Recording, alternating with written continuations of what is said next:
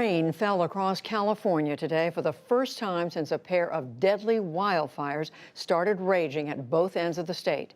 The death toll from the so-called Camp Fire in the north rose to 81 people today. Some 870 others are still missing.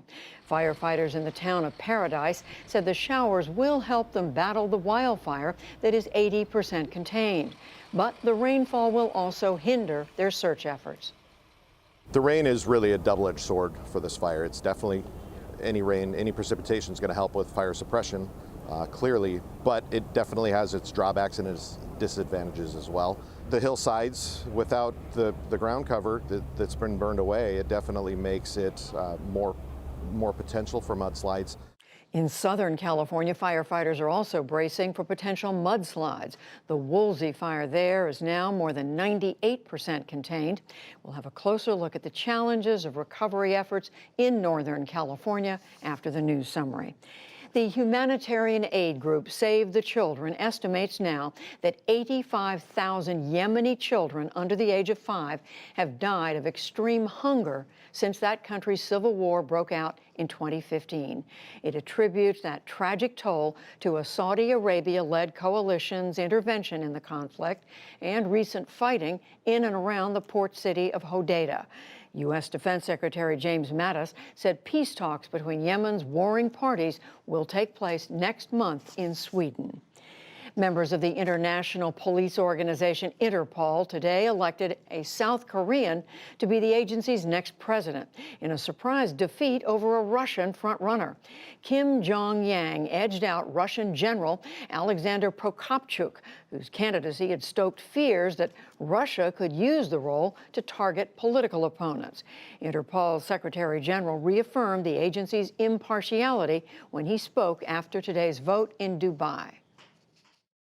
No matter, of course, what the nationality of the president is, it's not affecting Interpol's neutrality and the independence of our organization.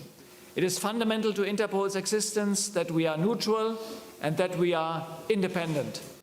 Kim has temporarily led Interpol since October, after his Chinese predecessor was arrested on corruption charges. Back in this country, the number of abortions in the U.S. has plunged to an historic low.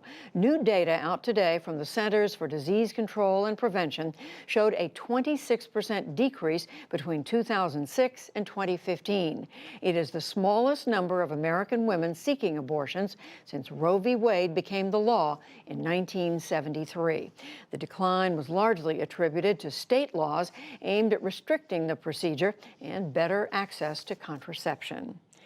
Democrats have flipped another seat in the House of Representatives in their favor, this time in Utah. Ben McAdams, the mayor of Salt Lake City, or county rather, defeated his Republican opponent, two-term incumbent Congresswoman Mia Love, by nearly 700 votes.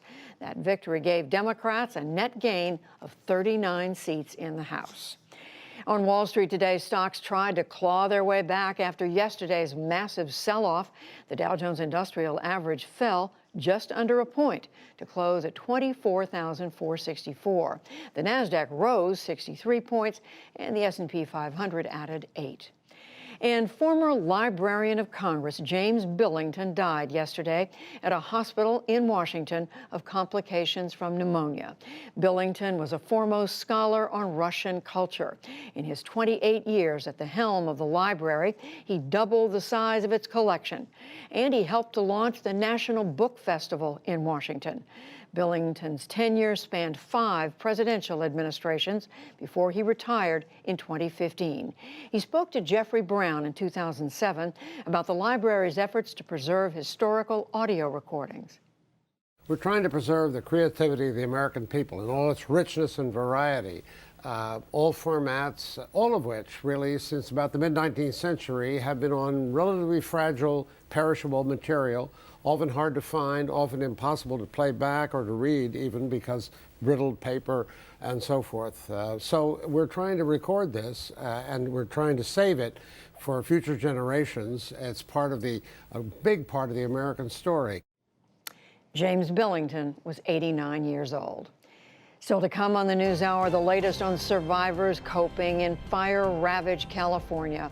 New orders from President Trump for U.S. troops on the border raise legal questions. Chief Justice John Roberts rebukes the president's criticisms of the judiciary. The Mississippi Senate race becomes more competitive after controversial comments, and much more.